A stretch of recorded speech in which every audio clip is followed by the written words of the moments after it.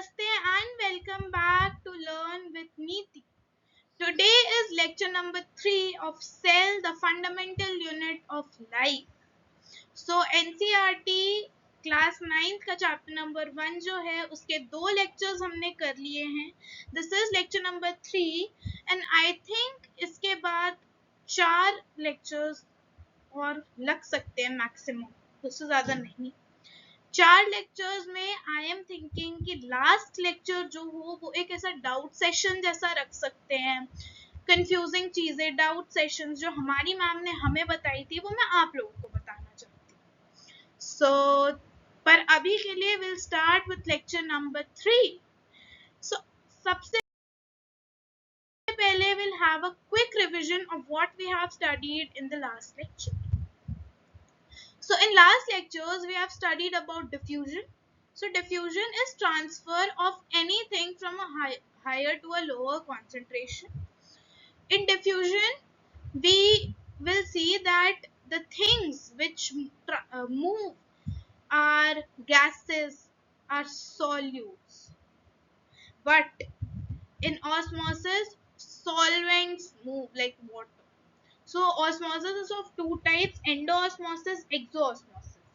Endoosmosis is when the water moves inside the cell, and exoosmosis is that when the water moves outside the cell.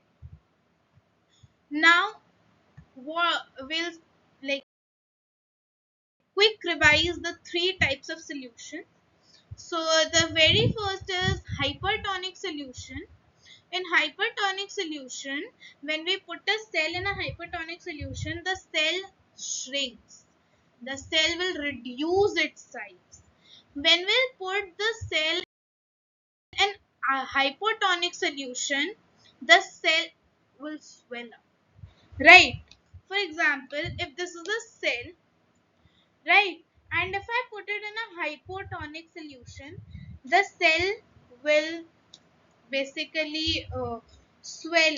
So if it swells, it increases in size, right? If the cell was like this, I put it inside a hypertonic solution, the cell increased in size, it doubled in size. In hypertonic solution, if I put this in hypertonic solution, the cell will shrink, right? Now isotonic solution. In isotonic solution, if I am putting this in isotonic solution, so this will be of same size. Why? Because the concentration inside the cell and the concentration outside the cell is same. So no transport or no movement of substances will take place here. Now we'll start with today's topic, which is cell wall. So first of all, cell wall is basically a very, like, cell wall will be observed in a very few cells, like in plant cell, in fungi cell, and in bacterial cell. Only these 3 kind of organisms have cell wall.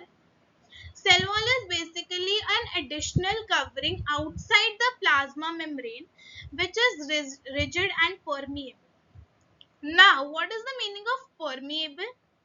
So, permeable, if you will remember, so cell membrane was selectively permeable. Only selective things can pass through it. But cell wall is basically permeable. All the substances, like each and every substance, can move through cell wall. Now, cell wall provides structural support and protection. So basically cell wall जो होती है वो एक structure provide करती है और वो protect करती है cell के अंदर की चीजों को to be destroyed. It protects the content of cell from the destruction. Now, functions of plant cell. What are the functions of plant cell?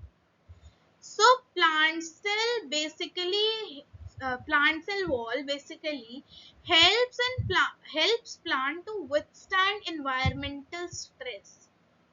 Suppose बाहर बारिश आ गई, बहुत तूफान चल रहा है, राइट, पोल वोल उखड़ रहे हैं, तो हम एनिमल्स क्या करते हैं, भागो भागो भागो भागो, जल्दी घर में छुप जाओ, जल्दी से घर में छुप जाओ, खिड़की दरवाजे बंद कर दो।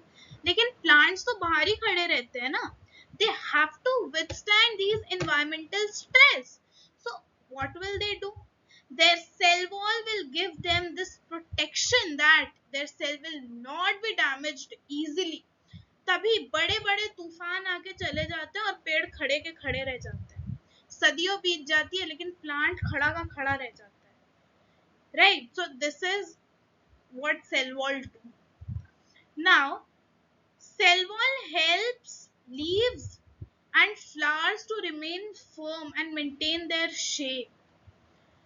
प्लांट्स और प्लांट सेल में जो फ्लावर्स या लीव्स होती हैं उन्हें उनकी शेप मेंटेन करने में, उन्हें सीधा खड़ा रखने में और ताकि वो फर्म रहे, इसमें हेल्प करती है सेल वॉल. सेल वॉल अगर परमेएबल नहीं होगी तो जो रूट है वो कुछ ही न्यूट्रिएंट्स अब्सॉर्ब कर पाएंगे, पर उसकी परमेएबिलिटी की वजह से न्यूट्रिएंट्स हर तरीके जो रूट होती है वो हर तरीके के न्यूट्रिएंट्स और वाटर को अब्सॉर्ब कर लेती है. Then if you will see, so as I told you कि सेल वॉल काफी गिनी चुनी चीजों में होती है. तो सेल वॉल एक तो होती है ऑर्गेनिजम्स में, ऑर्गेनिज्म मतलब बैक्टीरिया में. बैक्टीरिया की जो सेल वॉल होती है वो बनी होती है पेप्टिडोग्लाइकन से. किससे बनी होती है, पेप्टिडोग्लाइकन से. फिर प्लांट की जो सेल वॉल होती है वो बनी होती है सेल्यूलोज से, वो बनी होती है सेल्यूलोज से. फंजाई की जो सेल वॉल होती है वो बनी होती है काइटिन से, वो बनी होती है काइटिन से. चिटिन नहीं है, वो काइटिन है, उसे कोई चिटिन नहीं बोलेगा, वो काइटिन है. Pronunciation is very very important. Animal और वायरसेस में होती नहीं, खैर वायरस में तो हो भी नहीं सकती, वायरस तो जिंदा ही नहीं होता है. वायरस तो ऑर्गेनिज्म होता है, वायरस जिंदा नहीं होता, नहीं होता. वायरस जब आपकी सेल के अंदर जाता है, फिर वो उसके प्रोटीन फैक्ट्री पे कब्जा करता है, फिर वो जिंदा होता है. ओके. और जो बैक्टीरियल सेल होते हैं पेप्टिडोग्लाइकन, या फिर जो फंजाई का सेल होता है जो कि सेल्यूलोज से बना होता है, तो peptidoglycan is basically a monoatomic sugar. Monoatomic sugar मतलब जो एक ही तरीके के एटम से बनी हुई है, ऊपर से नीचे तक एक ही तरीके के एटम से जो बनी होती है उसे हम कहते हैं मोनोएटॉमिक, जो हमने केमिस्ट्री के ब्रिज कोर्स में पढ़ा भी था. सेल्यूलोज होते हैं पॉलीसेक्राइड, पॉली मतलब बहुत और सेक्राइड मतलब शुगर. खैर इतना डीप में जाने की हमें जरूरत नहीं है, तुम्हारी एनसीईआरटी में है भी नहीं है. So then comes plasmolysis. सब छोड़ दो क्या लिखा है, सिर्फ सुनो ध्यान से. प्लाज्मोलिसिस होता है कि सेल वॉल, एक चीज प्लाज्मोलिसिस प्लांट सेल में होता है, दूसरी चीज प्लाज्मोलिसिस होता है कि प्लांट सेल को एक हाइपरटोनिक सोल्यूशन में डाल दो. तीसरी चीज प्लाज्मोलिसिस एक प्रोसेस है जिसमें सेल मेम्ब्रेन या सेल वॉल दोनों वहीं की वहीं रहती है, सेल वॉल वहीं की वहीं रहती है, पर जो सेल मेम्ब्रेन, साइटोप्लाज्म, ये सारी जो चीजें होती हैं वो श्रिंक कर जाती है. और अभी आपको आगे इमेजेस दिखाएंगे जिससे आपको और क्लियर हो. और ओवरऑल साइज नहीं बदलता प्लाज्मोलिसिस में, लेकिन उसके अंदर का जो कंटेंट होता है वो श्रिंक कर जाता है, वो श्रिंक कर जाता है. जैसे ये देखो, ये मान लो सेल वॉल है दोनों तरफ की, ये बीच में सेल का कंटेंट है, ये वाला, ये दोनों रेड और ब्लू. अगर प्लाज्मोलिसिस होता है तो सेल का कंटेंट खत्म तो नहीं होगा, लेकिन श्रिंक जरूर कर जाएगा. समझ में आया? So this was about plasmolysis. अब ये देखो, जैसे प्लाज्मोलिसिस हुई तो जो सेल की वॉल है, इफ यू विल सी, तो जो सेल की वॉल है, जो सेल वॉल है वो वहीं की वहीं है, सेल वॉल वहीं की वहीं है, लेकिन प्लाज्मा मेम्ब्रेन और उसके अंदर की सारी चीजें सिकुड़ गई। ये देख रही हो, ये देखो गाइस, ये है एक बहुत ही मतलब ऐसा खिला खिला पुदीना का पौधा। मैं तो खिला खिला हूँ, मैं तो बहुत खुश हूँ। हाइपरटोनिक सॉल्यूशन में कैसे तो तैसे उसके सारे पत्ते जले गए। सॉरी। तो हाइपरटोनिक सॉल्यूशन में चले गए उसके पत्ते, फिर क्या होगा? क्या होगा? कुछ नहीं होगा। सेल पत्ते की शेप वही है, पत्ते का साइज नहीं बदला, लेकिन पत्ते के अंदर की चीजें जो है वो श्रिंक कर गई, इसलिए पत्ते मुरझाए से दिख रहे, right? Now if we'll go on, तो ऑर्गेनिजम्स जो होते हैं वो बेसिकली दो तरीके के होते हैं। They are classified into two parts on the basis of membrane. तो एक होते हैं मेम्ब्रेन बाउंड, एक होते हैं नॉन मेम्ब्रेन। मेम्ब्रेन बाउंड में भी दो तरीके के होते हैं, एक होते हैं सिंगल मेम्ब्रेन बाउंड, एक होते हैं double membrane bound. Single membrane bound organelles कौन कौन से होते हैं? Vacuoles, lysosome, Golgi apparatus, endoplasmic reticulum, जिसको ईआर भी बोलते हैं। इन सब के बारे में हम पढ़ेंगे एक एक करके। डबल मेम्ब्रेन कौन से होते हैं? Nucleus, mitochondria, plastids, right. Non membrane bond कौन कौन से होते हैं? राइजोसोम, सेंट्रोसोम, राइट। मैंने दो बार न्यूक्लियस लिख दिया, I am so sorry, right. Now nucleus क्या होता है? तो न्यूक्लियस बेसिकली एक डबल मेम्ब्रेन बाउंड ऑर्गेनेली है, जो भी हमने लास्ट स्लाइड में पढ़ा। न्यूक्लियस में होते हैं न्यूक्लियर पोर्स। क्या होते हैं? Nuclear pores. तो यही जो पोर्स होते हैं ये हेल्प करते हैं कि जो भी चीजें न्यूक्लियस के अंदर बन रही हैं वो साइटोप्लाज्म में जाएं। वो कैसे जाएंगे? साइटोप्लाज्म से जो चीजें हैं वो न्यूक्लियस में, ये कैसे होगा? ये होगा इन न्यूक्लियर पोर्स की वजह से। फिर न्यूक्लियोलस एक और चीज होती है। तो न्यूक्लियोलस होता है एक डेंस राउंड बॉडी जो हेल्प करता है सिंथेसिस ऑफ राइबोसोमल सब यूनिट्स। राइबोसोम बेसिकली दो यूनिट से मिलकर बना होता है, ठीक है? एक होती है लार्ज सब यूनिट, एक होती है स्मॉल सब यूनिट। ये दोनों बनती किसमें? दोनों बनती है न्यूक्लियस, दोनों बनती है न्यूक्लियस, दोनों बनती है न्यूक्लियस, राइट।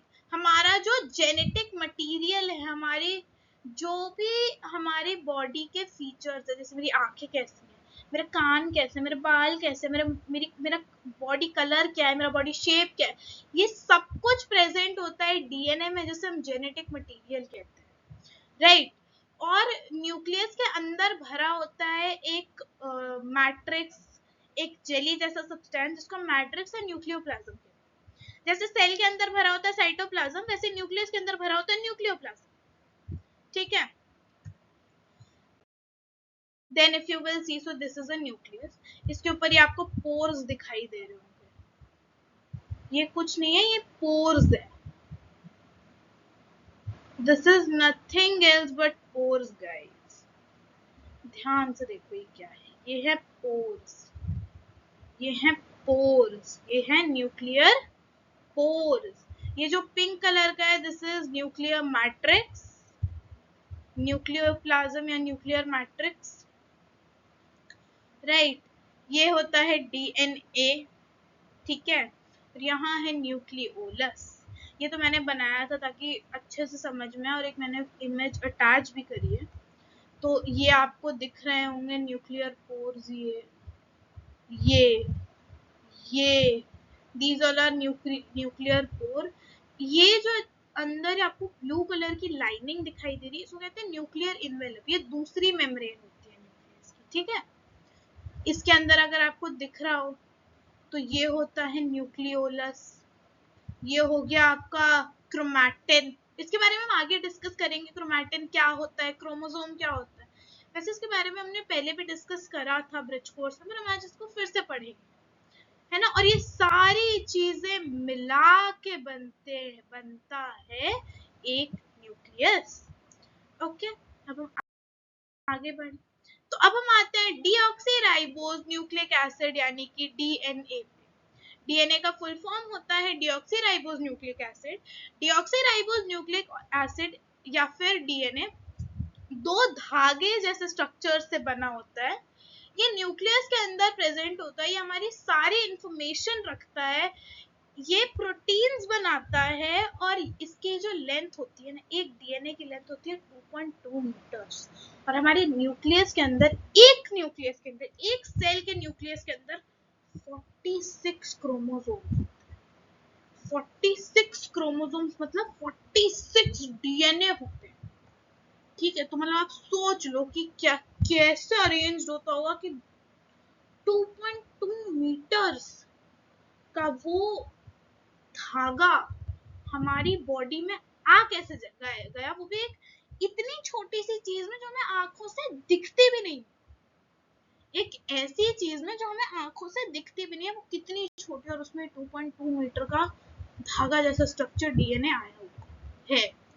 तो ये भगवान ने बनाया है, ये हमारे बस की नहीं है समझ पाना, पर खैर समझेंगे इस चीज को भी। तो जीन एक स्पेसिफिक सेगमेंट होता है डीएनए का, एक पार्ट होता है डीएनए का जो हमारी सारी इंफॉर्मेशन रखता है, जो भी हमारे पेरेंट्स से हमें मिली है, राइट। एक सिंगल डीएनए में 20,000 से 22,000 जीन्स होते हैं। 20,000 to 22,000 genes are present in a single human DNA. If you will see, so this is a DNA, ठीक है। ये पूरा एक डीएनए, इसमें अगर आप देखोगे तो ये एक सिंगल, ये जो आपको रॉड जैसा दिख रहा है ना, ये जीन है, ये जीन है। और इस एक डीएनए में बेसिकली 20,000 से 22,000 जीन प्रेजेंट होते हैं। अब हम समझते हैं क्रोमैटिन के बारे में। क्रोमैटिन होता क्या है? तो क्रोमैटिन एक स्कैटर्ड फॉर्म ऑफ डीएनए है। जब डीएनए पूरे न्यूक्लियस में फैला होता है तो हम उसे क्रोमैटिन कहते हैं।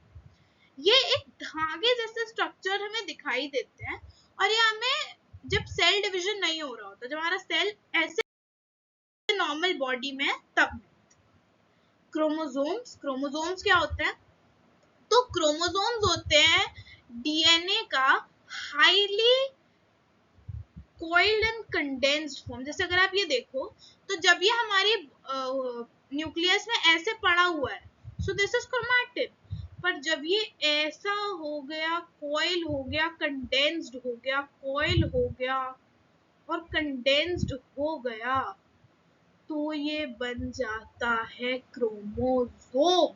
और ये देख रहे हो, ये 23 pairs of chromosomes, total 46 chromosomes हमारे न्यूक्लियस में होते हैं। ये डीएनए और प्रोटीन से मिलकर बना होता है, और ये हमें सेल डिवीजन के टाइम पर दिखाई देता है। फिर आते हैं राइबोसोम क्या होता है? तो राइबोसोम होता है जहां पर प्रोटीन्स बनते हैं। प्रोटीन फैक्ट्री आप इन्हें कहते हैं, हम इन्हें प्रोटीन फैक्ट्री भी कहते हैं। और प्रोटीन फैक्ट्री इसलिए कहते हैं कि यहीं पर बनते हैं प्रोटीन्स। ओके, ये दो सब यूनिट से मिलकर बना होता है ना। और राइबोसोमल सब यूनिट जो होती हैं वो बनती हैं न्यूक्लियस में, और असेंबल हो जाती हैं साइटोप्लाज्म में। कहां पर असेंबल हो जाती हैं? साइटोप्लाज्म में। ओके, एंड अगर आप ये देखो तो ये है छोटी सब यूनिट, ये है छोटी सब यूनिट। ये सब क्या लिखा है उसे इग्नोर करो, ठीक है। बस जो मैं कह रही हूँ तो क्या ऊपर लिखा है 30s 50s 70s, उसकी जरूरत नहीं है, हमें उसको समझना भी नहीं है। ये है छोटी सब यूनिट, ये है बड़ी सब यूनिट, ये दोनों बनेंगी कहाँ, न्यूक्लियस में, और आके असेंबल इस तरीके से असेंबल कहाँ हो जाएंगी, इस तरीके से असेंबल हो जाएंगी आके cytoplasm. So this was for today. I'll meet you guys in the next one, and तब तक के लिए bye bye, take care, and revision करते रहिएगा, revision is very important.